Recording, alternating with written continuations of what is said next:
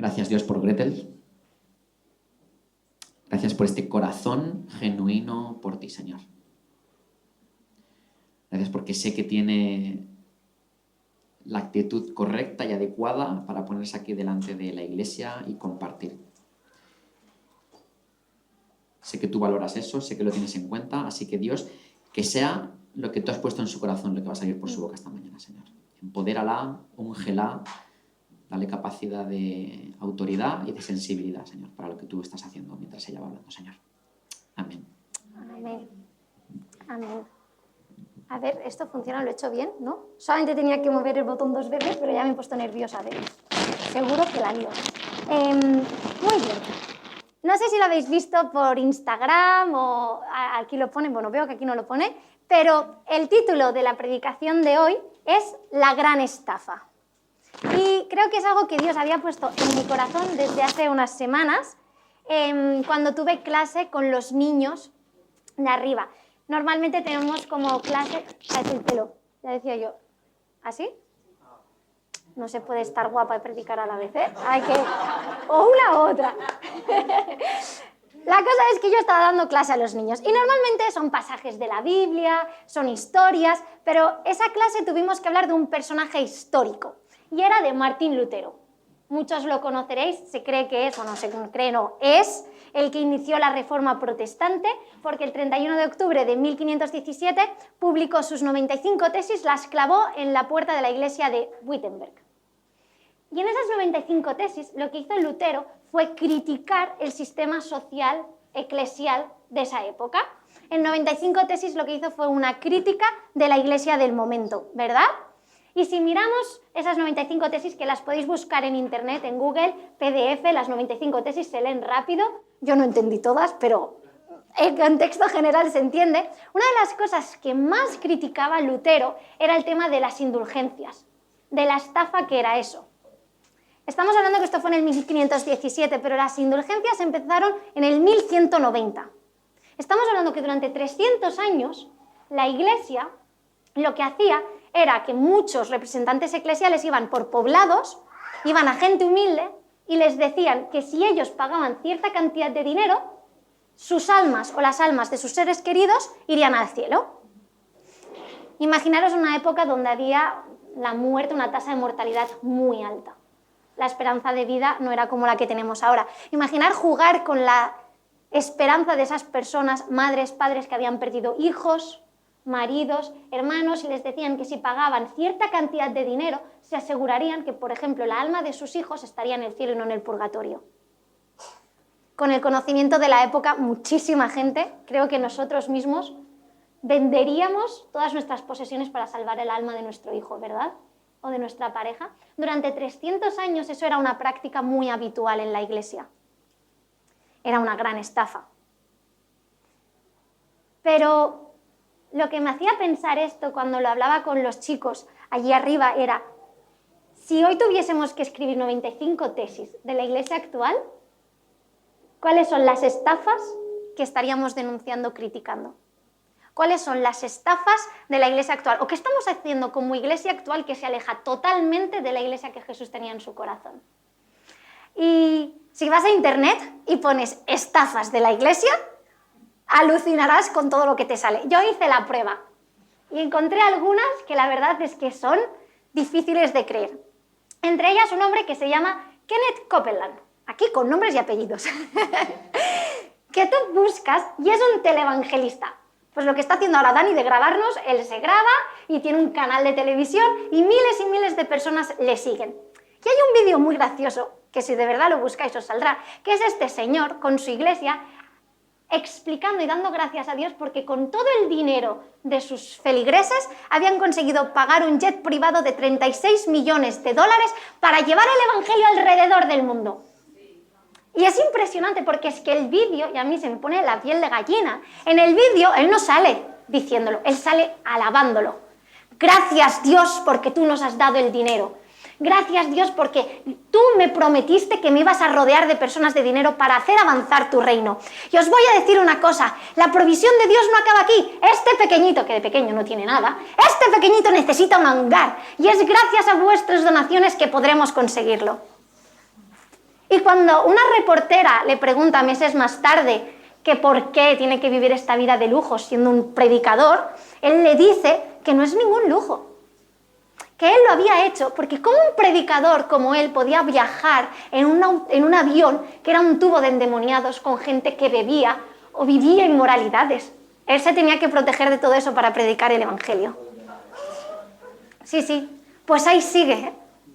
Ahí sigue, con su ministerio, su canal de televisión y su jet privado de 36 millones de dólares. Si sigues buscando, la siguiente pestaña que abrí era de una pareja, unos pastores de Estados Unidos, que crearon una criptomoneda. Y era una criptomoneda sin ningún tipo de valor.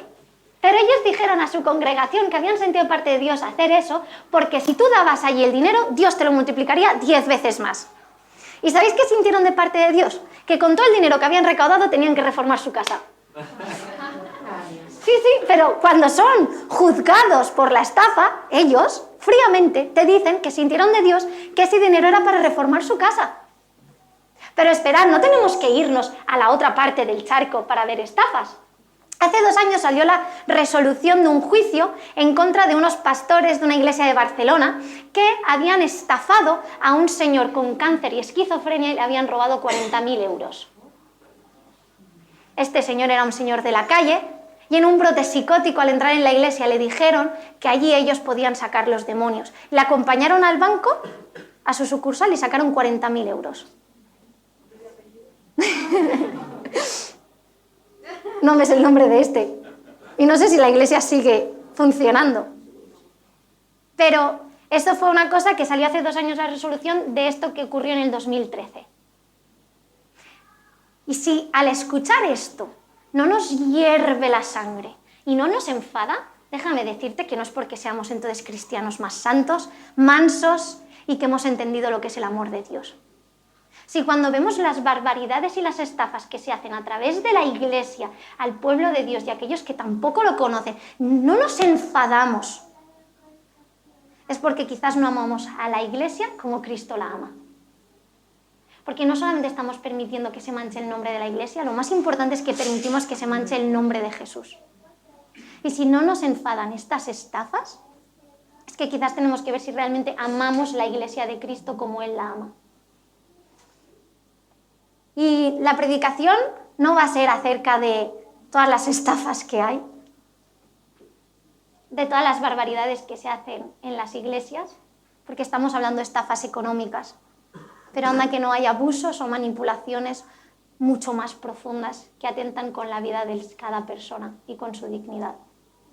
Y no es de esas estafas justo de las que quería hablar hoy, pero hoy me quería centrar en una estafa que nos mata más espiritualmente.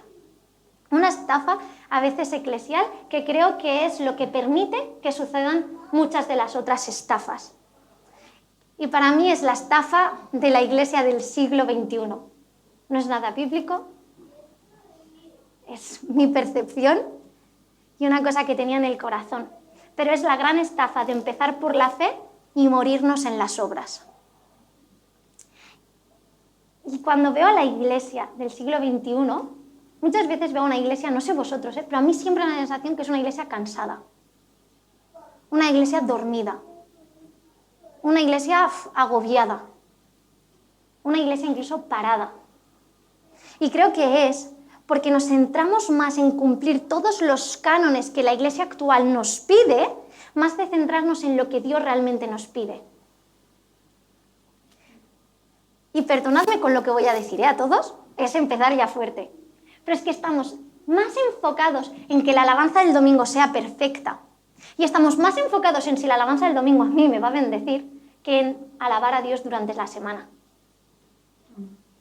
Estamos más enfocados en llenar nuestra agenda de eventos sociales, eclesiales, de ir a todos los domingos, ir a todas las reuniones paraeclesiales, ir a eventos multitudinarios, quedar con mis amigos de la iglesia, que nos olvidamos de quedar con gente que quizás no conocen a Dios. Estamos tan centrados en tener una iglesia tan estética, con las mejores luces, el humo, las mejores sillas, el mejor lugar para ser atractivos para el mundo, ¿verdad? Para ser una iglesia que alcanza a los perdidos, que nos olvidamos de salir afuera a buscarles. Nos centramos tanto en nosotros ser los cristianos ideales dentro de la iglesia que nos olvidamos a ser los seguidores de Jesús ideales fuera de ella. Y al final nos cansamos, nos agotamos y nos perdemos porque nunca llegamos al cumplir esos cánones o esos estándares o a ser el cristiano perfecto. Y sabes, los martes, bueno, este martes que viene será el último, pero he estado haciendo unas quedadas online con otras mujeres que también estaban metidas en el ministerio, solo para mujeres. Una de las cosas que Cristi está haciendo, pero invita a pastoras o mujeres que están en el ministerio de cualquier iglesia alrededor del mundo. Y está siendo muy guay. Y hace 2 martes predicó un hombre que es un teólogo irlandés que se llama Malcolm, que espero algún día poder traerle aquí porque cuando habla es uno de estos hombres usados por Dios y bendecidos por Él, y contó una anécdota que me pareció muy graciosa y un buen ejemplo de lo que estamos viviendo como cristianos a día de hoy. Y es que había un hombre que era profesor de instituto. Había sido profesor de instituto durante 30 años, en un barrio muy malo de Inglaterra. Había visto de todo. Y después de 30 años, antes de jubilarse, decidió trabajar en una organización cristiana en un puesto de administrativo. Cuando decidió hacer ese cambio laboral, un domingo en medio del culto, en medio de la iglesia, como aquí ahora, el pastor le llamó, hizo que pasara al frente y toda la iglesia oró por él para bendecirle porque iba a trabajar en el ministerio. Y él, antes de que pudiesen orar por él, vaya narices tiene, cogió el micro y dijo: está muy bien que oréis por mí, pero ¿por qué no habéis orado por mí estos últimos 30 años en los que he estado tratando a miles de adolescentes que venían de hogares rotos, situaciones desgarradoras, en uno de los lugares más duros que he estado día tras día? Y ahora oráis por mí cuando me voy a ir a trabajar de administrativo en la oficina aquí con 3 cristianos. Y es verdad, somos una iglesia que queremos multiplicar iglesias y de verdad que si alguien de aquí tiene el corazón de plantar iglesias, de servir en la iglesia, es genial. Nos encantará que venga a hablar con nosotros, nos encantará potenciar a gente y empoderar a gente que haga eso, pero no seamos una iglesia que solamente habla de los héroes de la fe que sirven en el ministerio. Seamos una iglesia que equipa, que forma, que acompaña y que empodera a aquellos héroes también que llevan la iglesia fuera día tras día tras día, en lugares oscuros y en lugares duros. No nos ahoguemos en nuestros propios cánones o liturgias eclesiales. Así que si estás cansado, a veces desmotivado, a veces sin fuerzas o sintiéndote constantemente descalificado para llevar la obra de Dios en este mundo, yo lo único que espero, oro, de verdad, es que esta predicación te pueda ayudar al menos un poco. Así que con eso en mente, ¿por qué no abrimos la Biblia por Segunda de Reyes, capítulo 4?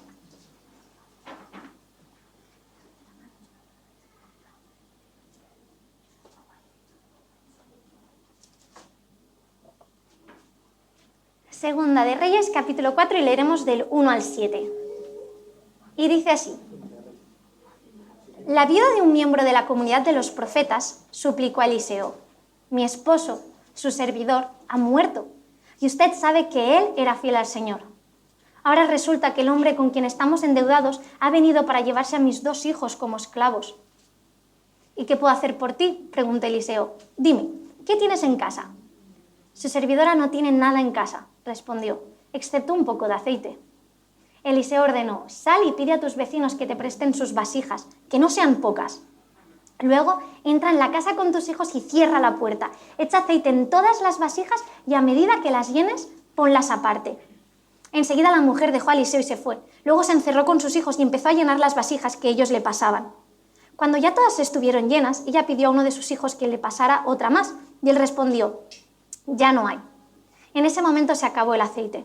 La mujer fue y se lo contó al hombre de Dios, quien ordenó: ahora ve a vender el aceite y paga tus deudas.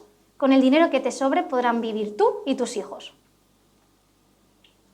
Vale, es un pasaje un poco extraño con todo lo que hemos estado hablando, así que vamos a poner, si os parece, un poco de contexto a esta historia que acabamos de leer y vamos a sacar algunos puntos que me parecen interesantes, ¿de acuerdo? ¿Quién fue Eliseo? ¿En qué momento de la historia se basa esto? Porque si yo digo Eliseo, quizás hay muchos aquí que Pues ni idea de quién es, en qué momento aparece, ni nada. Este es uno de los profetas del Antiguo Testamento. El pueblo de Israel, después de haber estado esclavizado en Egipto, es liberado por Moisés y Moisés le guía por el desierto durante 40 años. Después llegan a la tierra prometida y son dirigidos por Josué a una serie de batallas y conflictos bélicos para conquistar esa tierra que Dios les había prometido hasta que por fin se pudieron establecer como nación. Después de eso, el gobierno se hizo a cabo por 10 jueces. Y después de los jueces, el pueblo de Israel le clamó a Dios que querían no ser gobernado por jueces, sino tener reyes como el resto de las naciones. Y empezó el periodo de los reyes. Empezó con Saúl, David, Salomón, y así fue pasando. Y es en Primera y en Segunda de Reyes que vemos todo este linaje o todos estos sucesores. Y fue justo en esa época en que ese pueblo de Israel que había llegado a la tierra prometida siendo 12 naciones, 12 pueblos unidos en una misma nación, se divide. El reino del norte y el reino del sur. Y en Reyes nos sigue contando todos los reyes que tuvo el reinado del norte y todos los reyes que tuvo el reinado del sur. ¿De acuerdo? En esa época de Reyes, en el reinado del norte se estima que hubieron unos 20. Hasta el exilio de los israelitas, pues estaban constantemente viviendo alejados del plan que Dios tenía para ellos. Y de esos 20 reyes del reinado del norte, se estima que 20 fueron no aptos para Dios. 20 de 20. Y no pedía mucho, ¿eh? Era simplemente que no metiese ideologías de otros dioses y que no adorasen a otros dioses y que fueran fieles al pacto. Ni uno de ellos los cumplió. Del reino del sur, de unos 20, 8 son los que parece que aprobaron la prueba y otros 12 los que fracasaron estrepitosamente. En medio de ese contexto en el que los reyes del pueblo de Israel, que habían sido levantados para guiar al pueblo de Dios a continuar en sus caminos, aparecieron profetas que lo que hacían eran denunciar esa injusticia, denunciar esa idolatría, denunciar esa ineficacia y denunciar cómo el pueblo de Israel una y otra vez se alejaba de Dios.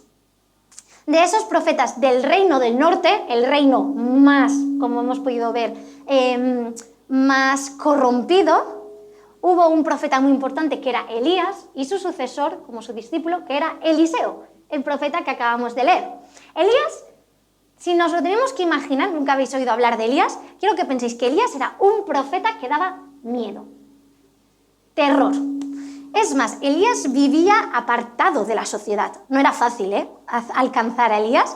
Vivía en las montañas y cuando vemos toda la historia de Elías, era un profeta que daba discursos muy duros al pueblo en ese momento, denunciaba muchísimo esa injusticia, esa idolatría, y realmente le acompañaban señales milagrosas muy potentes. Sin embargo, su sucesor era Eliseo. Eliseo no era como Elías. Eliseo era diferente. Es más, cuando Eliseo empezó su ministerio de profeta, le pidió a Dios que le diese el doble de bendición de Elías.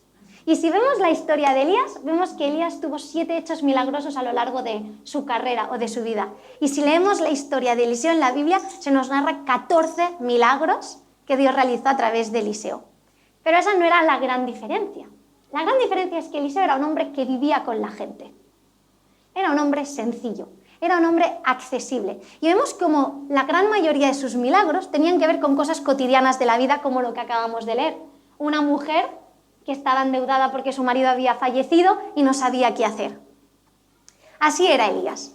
Y mucha gente dice, muchos teólogos ponen a Elías como un predecesor o un prototipo de Cristo. Yo creo que hay profetas que sus profecías vienen por sus discursos. En el caso de Elías, sus discursos eran discursos dados realmente de la boca de Dios al pueblo. Y estos otros tipos de profetas, entre ellos Eliseo, que su vida era una profecía de lo que era Dios y de lo que estaba en su corazón. Este era Eliseo. Eliseo era un tipo que la gente buscaba cuando tenía problemas y no del que la gente se escondía cuando tenía problemas. Así que cuando vemos la historia de Eliseo y cuando leemos todos sus milagros, que os animo a que lo hagáis en casa, si no sabéis qué leer estas semanas, os animo a que investiguéis más Primera de Reyes y Segunda de Reyes y la vida de Eliseo, porque veréis que hay muchísimos paralelismos con la vida de Jesús. Y entonces vemos en él, en su vida, en sí Dios estaba hablando de lo que estaba en su corazón. Así que con esto en mente creo que era importante para volver a recordar bien esta historia. Porque había una mujer cuyo marido había sido profeta, era uno de los, parece ser, seguidores de Eliseo, ha fallecido. Imaginaros una viuda en esa época, cómo iba a conseguir ella dinero con sus hijos. Entonces viene el señor con el que tiene la deuda y le dice, oye, no pasa nada, me das a tus 2 hijos como esclavo y deuda zanjada. Entonces la viuda va y le comenta este problema a Eliseo. Algo que tenemos que tener en cuenta y que quiero resaltar es que, ¿cuántos de aquí creéis que el señor con el que tenía la deuda era bastante malo? ¿No? ¿Y cuántos de aquí? Voy a hacer así, luego tengo una conversación con él. ¿Cuántos de aquí creéis que, hombre, muy compasivo el señor este no era, ¿no? Se le acaba de morir el marido y va y le dice algo descabellado, que es que le dé a sus 2 hijos. Sin embargo, este señor estaba siguiendo la ley. Levítico 25:39 dice que en caso de no poder pagar tus deudas a alguien, un hombre y sus hijos podrían ser vendidos y permanecer en la servidumbre hasta el próximo año de jubileo, es decir, el año en el que Dios estableció que cada X tiempo habría un año en el que todos los esclavos se volverían libres. Y entonces empieza otra vez la rueda. Así que este señor, en verdad, lo que está haciendo es aplicar ¿el qué? La ley, la palabra de Dios, Levítico. Él estaba diciendo, no pasa nada, señora, usted no me puede pagar, pero yo tengo una deuda, tú me das a tus 2 hijos. ¿Y sabes qué es lo primero que pensé al leer esta historia? ¿Cuánto daño hace el legalismo? Porque ahora imaginaros qué historia hubiésemos leído en la Biblia si esta viuda va a Eliseo y le dice, oye, mira que mi marido acaba de fallecer, el hombre tenía deudas, no estaba muy bien visto tener deudas, ¿eh? Eso era falta de responsabilidad, ¿eh? Hombre, pues su marido lo habría hecho mal, culpa de él que se ha muerto y te ha dejado las deudas. Pero imagínate que esta viuda va y le dice, oye, mira, que se quieren llevar a mis 2 hijos de esclavo. Y Eliseo le dice, Levítico 25:39, mujer. Levítico 25:39. Y se va. ¿Os lo imagináis? ¿Sabéis? Muchas veces ponemos la razón por delante del corazón. Muchas veces nos gusta ser más, aplicar la palabra de Dios antes que la compasión y la misericordia de Dios. Buscamos más el tener mucho conocimiento, el conocimiento de Cristo, pero no la actitud de Cristo. A veces pasa, son cosas que he escuchado de una persona, imaginaros, una persona que está sufriendo en su trabajo porque tiene un jefe que es un tocanarices, que viven en una situación de trabajo donde realmente les hacen la vida imposible. Le hace tener horas extras, esta persona no puede pasar tiempo con sus hijos, le trata mal, le grita, y va a la iglesia y le dice, mira, esto es lo que me está pasando. Y el de la iglesia le dice, señora, en la Biblia dice que los esclavos tienen que ser fieles a sus amos. Y que, aunque tu amo sea malo, tú serás muy bueno para demostrar el carácter de Dios. Así que, señora, si Dios te ha puesto en ese trabajo, tú tienes que seguir aguantando y acarreando todo lo que te den. Porque es lo que dice la ley y lo que dice la Biblia. No hay maldad en esas palabras. Y tampoco hay falta de razón en que el a pesar de cómo nos traten, el cómo nosotros respondemos a ello va a hablar más de nosotros que de la otra persona. Y está bien que durante situaciones duras nuestro carácter sea intachable delante de Dios. Pero ¿no sería más fácil decir a esa persona, ven, vamos a orar porque mi Dios te puede dar un trabajo mucho mejor? ¿Sí o no? ¿No sería mucho mejor empatizar con esa persona? Es decir, si mientras vives todo esto y tenemos esto claro de que tu actitud va a ser buenísima para marcar una diferencia, vamos a orar porque mi Dios puede hacer un milagro en tu vida, ¿no? Si Eliseo se hubiese quedado solamente en lo que dice la ley, nunca hubiésemos conocido este milagro. Esa viuda no hubiese experimentado esa cercanía de Dios con ella y esa familia hubiese quedado ya totalmente destruida. Así que la ley y la razón nunca vaya por delante del corazón de Cristo, de la misericordia y de la compasión. Otra cosa que quiero resaltar de este texto es de que este milagro sucede en el Reino del Norte. Si os acordáis lo que he dicho antes, el Reino del Norte era donde los 20 reyes fueron un fracaso absoluto, donde era un lugar de pura idolatría, donde habían dejado entrar muchísimos otros dioses, becerros, rituales paganos. Era un lugar de todo menos santo. Y es en ese lugar donde sucede el milagro. Y pensaba en que muchas veces pensamos que los milagros solo ocurren en la iglesia o en los lugares santos. Que es aquí únicamente donde podrás experimentar el milagro de Dios en tu vida. Déjame decir algo, para que no me malinterprete. Yo no sé vosotros, pero cuando oro por esta iglesia y veo esta iglesia, yo deseo que en esta iglesia hayan sanidades, yo deseo que en esta iglesia hayan restauraciones, yo deseo que haya gente en esta iglesia que venga y se encuentre con Dios y le sienta, que hayan visiones, profecías, encuentros con Jesús reales. Yo deseo que en esta iglesia veamos milagros. Pero ¿sabéis qué deseo también? Deseo poder ir al trabajo y que haya alguien que me pida oración por algo de su vida. Deseo que todos los que estéis aquí podáis ir a vuestro entorno y podáis impactarlo con milagros donde estáis, en los lugares más oscuros o donde más falta hace a veces ver un milagro, ¿verdad? Así que, no. Las cosas increíbles que Dios tiene para ti no las vas a ver solo un domingo en la iglesia o el jueves en el grupo de conexión o todo eso. Las cosas increíbles que Dios tiene para ti las vas a ver en tu día a día. Las vas a ver en tu entorno de trabajo, las vas a ver con tus amigos, las vas a ver con tus familiares, las vas a ver en el autobús tú solo orando. Porque eso es lo increíble de Dios, que no se limita a unas paredes. Y creo que el gran error de eso, una de las estafas que tenemos como iglesia actual, es enfocarnos más en hacer iglesia que no en ser iglesia. Nos enfocamos más en construir nuestra iglesia que no construir la iglesia de Jesús. Nos centramos más en que Dios nos use aquí que no que nos use fuera. Y los milagros suceden muchas veces en los lugares más oscuros, más rotos, más corruptos. Sin embargo, algo diré, y es que esta viuda, cuando tiene un problema, acude a Eliseo. Y gracias a ello, gracias a acudir a Eliseo, Eliseo no hace nada, solamente le lleva a Dios y ella experimenta un milagro. Y es que es muy bueno estar en el reino del norte, es muy bueno estar en la oscuridad, en el mundo roto, en los perdidos, es muy bueno estar allí, pero que nunca nos desvinculemos de tener a nuestro alrededor personas como Eliseo, personas que en los momentos de dificultad puedas ir a gente que te va a enfocar tu vista en Jesús. ¿Se entiende? O sea, ni nos vayamos a un extremo, que es lo que yo estoy aquí denunciando, ¿no? El tema de vivir encerrados en la iglesia, pero tampoco nos pensemos que estamos súper preparados para ir a todos los lugares sin necesitar de ese apoyo espiritual que es la iglesia o que son las personas de Dios, ¿no? De Cristo, para que cuando tengamos problemas estas personas nos pongan nuestra vista en Cristo y entonces podamos ver milagros, ¿vale? Porque quizás si la viuda de esta historia, en vez de pedirle consejo a Eliseo, hubiese ido a un vecino un poco más agresivo, este hubiese dicho, oye, no pasa nada, que cuando venga ese señor lo matamos. O quizás va un vecino muy generoso y este le dice, oye, no pasa nada, tú y tus hijos, veniros a mi casa y os escondo. Pero sea como sea, esa viuda se hubiese perdido el milagro que Dios tenía preparado para ella.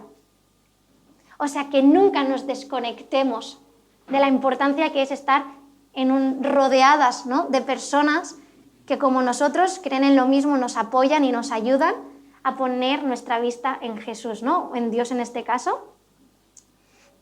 Y otro punto del que yo resalto de esta historia, que es lo que a mí más me toca, es que esta viuda usa lo que ya tiene en casa.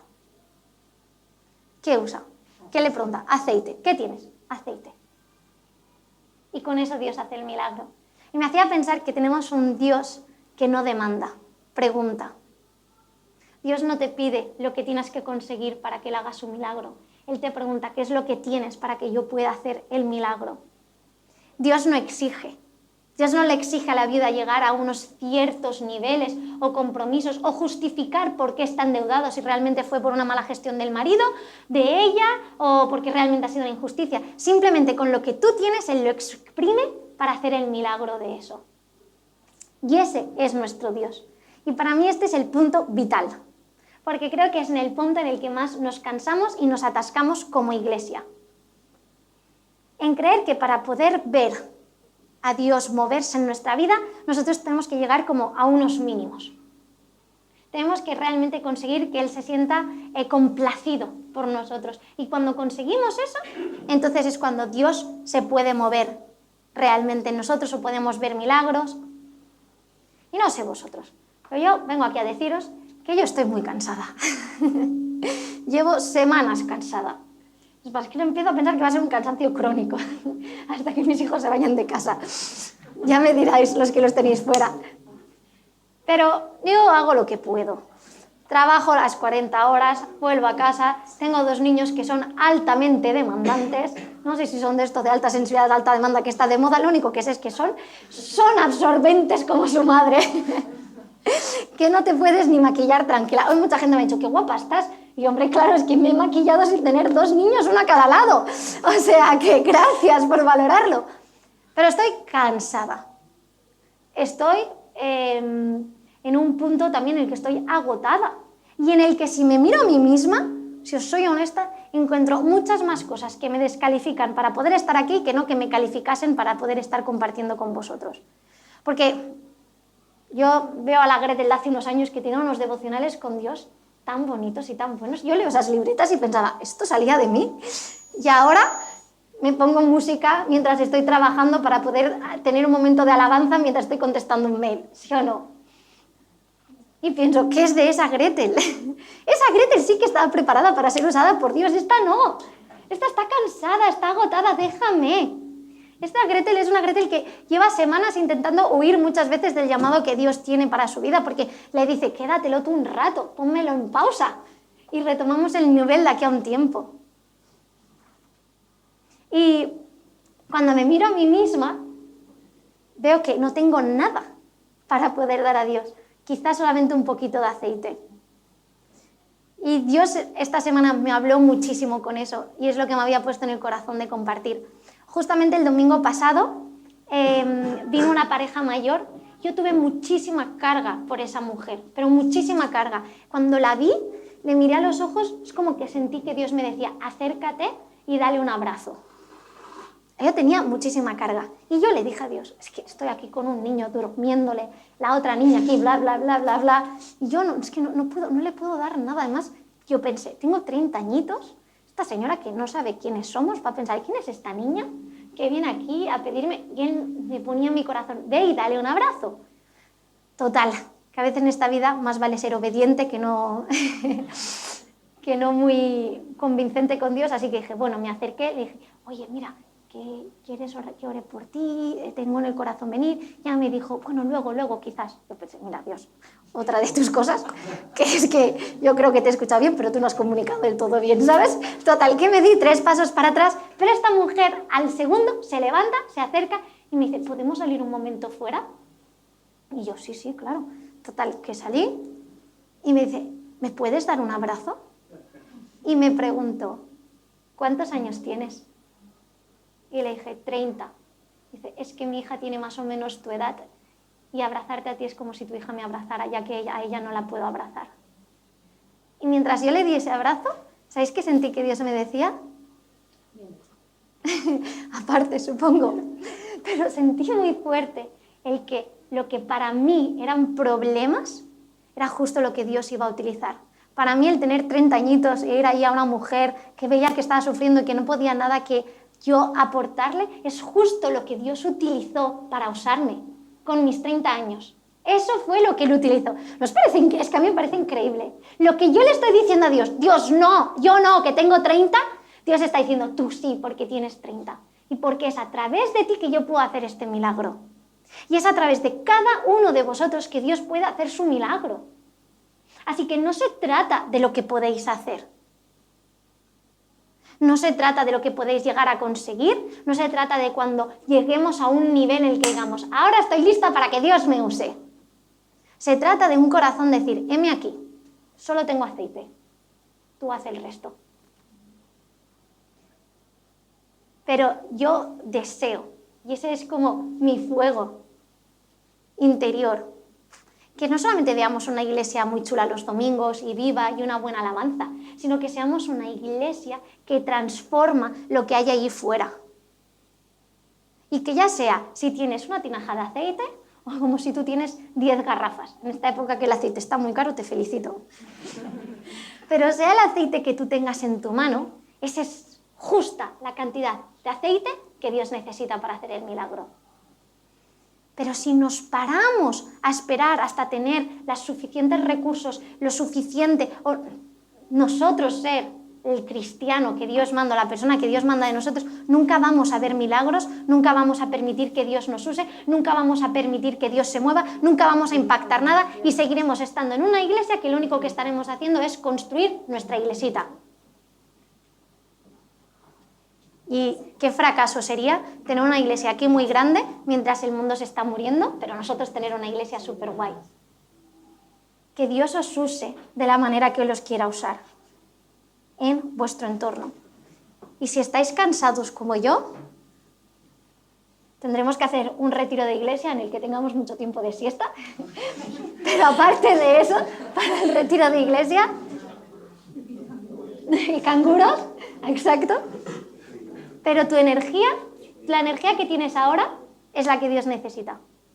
Piensa en eso. El aceite que tienes ahora es lo que Dios necesita. Y para acabar, me encanta, porque si seguimos leyendo la historia al final, es como que esta mujer empieza a echar aceite, ¿verdad? En todas las tinajas, en todos los recipientes que le han dado sus vecinos. ¿Sí? Y cuando acaba, ella tenía más, pero le dice a su hijo, no, si ya hemos llenado todos. Y en ese momento se acaba, ¿verdad? Entonces va Eliseo. ¿Y sabéis qué es lo primero que dice Eliseo? ¿Qué dice lo primero? ¿Os acordáis? Le dice, gástatelo en comprarte una casa nueva. ¿Qué le dice? Véndelo y paga las deudas. Véndelo y paga las deudas. Y os he hablado antes, ¿verdad? Que Eliseo era un profeta que su vida nos hablaba de Jesús. No solamente sus palabras, pero también sus acciones. Y esta historia de la viuda también se interpreta, es como un paralelismo de cómo es Jesús con la salvación. Y cómo Jesús, cuando nos salva, paga la deuda que nosotros teníamos con el pecado, o con la muerte, o con vivir una vida lejos de Dios. Esa es su gracia. Y lo que me asombra de la gracia es que no ha conseguido esa viuda lo suficiente para pagar su deuda, sino que le sobra para vivir bien, ¿verdad? Y eso es lo impresionante de la gracia. La gracia no solamente es en el momento en el que aceptamos a Jesús, y ahí tenemos la suficiente gracia, y ahí se queda. La gracia de Jesús es la que nos acompaña en nuestro caminar constantemente para vivir bien. Y no me refiero a una gracia, porque no habremos entendido nada, una gracia de, vía libre para hacer lo que me dé la gana. No es la gracia de la que estoy hablando. Es una gracia que transforma, es una gracia que nos hace vivir como seguidores de Jesús, no perdiéndonos en el hacer y en las obras y en el ser agradables o aceptables a sus ojos, sino el sabiendo que no por nosotros, sino por Él, ya lo somos, ya somos aptos. Porque Él es el que nos califica. Él es el que ya lo ha pagado todo y lo sigue pagando a día de hoy. Así que esto es lo que yo tenía en el corazón, muy fuerte para esta iglesia. Pero dejemos de ser una iglesia que cae en la estafa, de verdad, en la estafa de que tenemos que hacer para conseguir la aprobación o la bendición de Dios. Yo creo que cambiaría mucho si hoy, tal y como nos vamos de la puerta, tal y como somos, lo que somos y lo que tenemos, nuestra actitud es, heme aquí, tengo un poco de aceite, ¿dónde quieres que lo multiplique? Y veremos milagros. Y la iglesia crecerá. Quizás esa gente a la que impactes no vendrá a esta iglesia, pero nos da igual. Nos da igual si viene a esta iglesia o a la que tiene al lado de casa. Lo que nos importa es que en el reino de los cielos va a desatar una fiesta impresionante. ¿A que sí? Amén. Si queréis ahora con esto en mente, me gustaría que nos pusiésemos como por grupitos de 3 o 4. Y que realmente dijéramos en ese lugar más íntimo, ¿qué es lo que tú crees que te impide llevar ese cambio o esa bendición o ese milagro en tu vida? Si no es tu caso y lo estás haciendo, también dilo, porque siempre nos ponemos aquí en el peor escenario y quizás hay gente que está siendo un ejemplo en eso, así que lo comparta y nos anime. Pero, ¿qué es lo que te impide a ti realmente llevar el reino de Dios tal y como Él quiere cumplir su llamado en tu vida? ¿Qué es lo que te está frenando? Y luego podemos orar unos por otros en ese circulito, ¿vale? Así que si queréis iros como moviendo las sillas y todo. Estas sillas son fáciles de mover, están hechas para eso, así que os animo. Vida tú me das,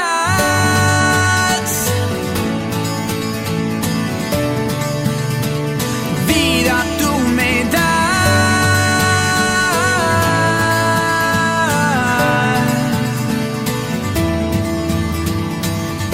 tú me guías en cada paso, suficiente es tu amor, no existe mejor decisión que darte mi vida, Señor.